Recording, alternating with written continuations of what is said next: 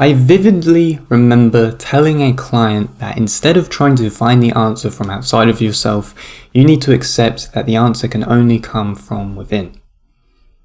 You need to accept that you are first lost, and instead of aimlessly traveling around the world, trying to find the answer from outside of yourself, seek it from within first. The world is enriched with the history of people's personal adventures, but we cannot find meaning by attaching our egos to that which has already lived its life. I came to realize that this is by definition what is called within Christianity the dark night of the soul. Because first, it must come with the acceptance and realization that our ego cannot find the answer from outside of ourselves to fulfill our internal hearts.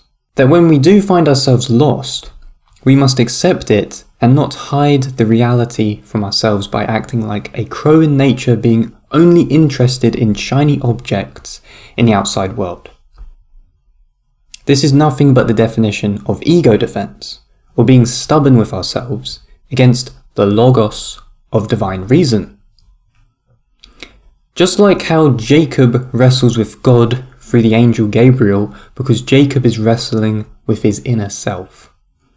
God wants to enter into his life, but he cannot until Jacob admits his weaknesses and lets the defenses of his ego down to let God in.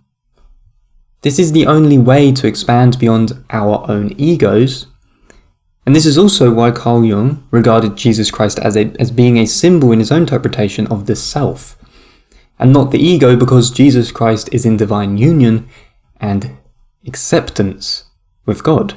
The dark night of the soul is us finding personal union with God by letting down the walls of the ego from within.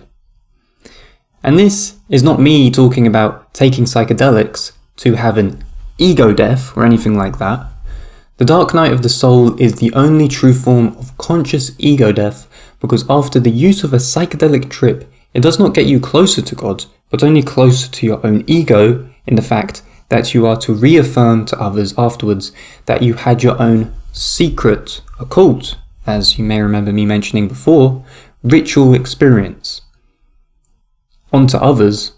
Otherwise, for if they don't do it too, they simply won't be enlightened like you are. But the dark night of the soul is not like that. This is why it says in the Bible, of course, that you can only truly get to God through Jesus Christ. I believe that psychedelia in this sense is more of a phantasmagoria, a rabbit hole, a stage play of the spirits, the Wizard of Oz itself. It is not something difficult to do, it is the easy way out to allow external things to influence your sense of reality, and to call it God without doing any of the true conscious inner work yourself, and therefore to me, the wrong direction, personally. And it is interesting. If you research the dark night of the soul, it traditionally came from, of course, Saint John of the Cross, who was a Catholic monk, if I am to be thinking correctly. But obviously since then a lot of different people have taken on the idea and mostly infused it into New Age spiritualism, where oftentimes any mention of God is completely removed from the idea itself.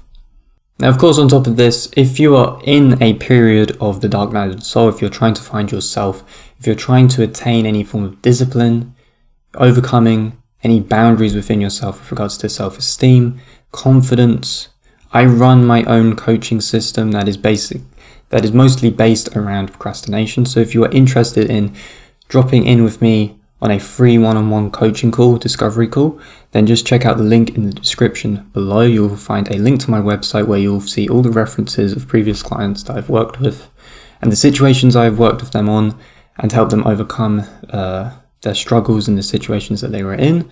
So do that if you are interested in jumping on a free call with me and seeing how we can work together in the future. But with regards to this video, the Dark Night of the Soul is very interesting.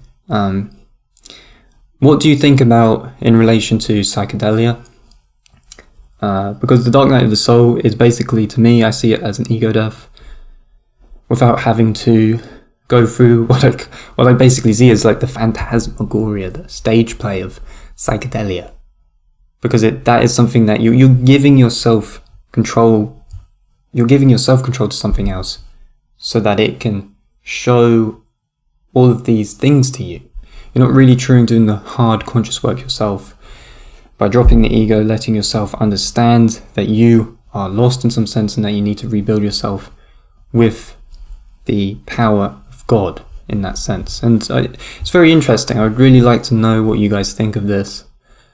Dark Night of the Soul, it's a very interesting concept. I really like the idea, and it's very transformative if it's kind of accepted with your true honest self, and I think it really aligns really well with with Jesus Christ, especially as a figure who represents redemption.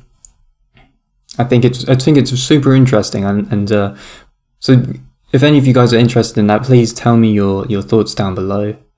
Of course, I'm having a little bit of a dig here at the psychedelic movement, because I do think there is a fundamental issue with it in certain areas. It's not really very humble in the sense of ego death, as many people have affirmed or reaffirmed the idea of ego death in association to psychedelics. And I don't think it's truly there as much as it is if you were to encourage the experience of the Dark Night of the Soul for people to work through themselves and to let go and to accept that they are lost and to accept that the ego will not fulfill them in the entirety of their life, and that they need to find God, or at least allow God to come through into their lives so that they can find more peace in their life and on the path that they're going to go on. So yeah guys, if you enjoyed this video, just make sure to give it a like. Check out any of the links in the description if you want to add me on any other social medias, jump on a free one-on-one call with me, all of that good stuff, and I'll speak to you in the next one.